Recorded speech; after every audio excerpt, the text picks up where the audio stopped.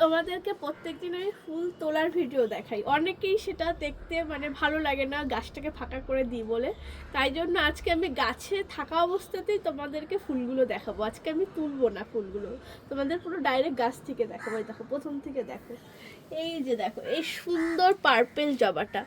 কালারটা ফোনে অতটাও ভালো আসে না, কিন্তু সামনাসামনি যে দেখতে এত সুন্দর ফুলটা কি বলবো।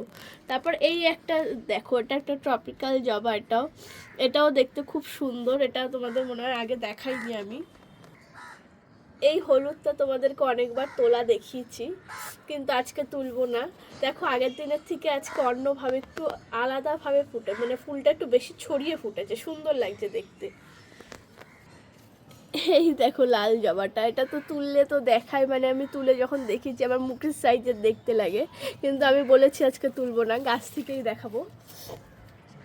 এই যে পিঙ্কটা একটাই ফুটেছে, অন্যবারের থেকে একটু ছোট হয়ে ফুটেছে, বেশি খুব একটা বড় হয়নি। আর একটা লাল জবা দেখো, এই জবাটা লাল আর হলুদ ফোটে মাঝে মাঝে, আবার মাঝে মাঝে লালই ফোটে। এটা চেরি রেড, এটা মানে রেডটা একদম যে মানে জবা ফুল যেরকম লাল হয় সেই লালটা না, একটু চেরি চেরি কালার ফুলটা। আর একটা সুন্দর জবা দেখো, লাস্টলি সাদা কালারের থোকা জবা, কিন্তু মাঝখানে আবার হালকা হালকা পিঙ্কও আছে, কি সুন্দর দেখতে।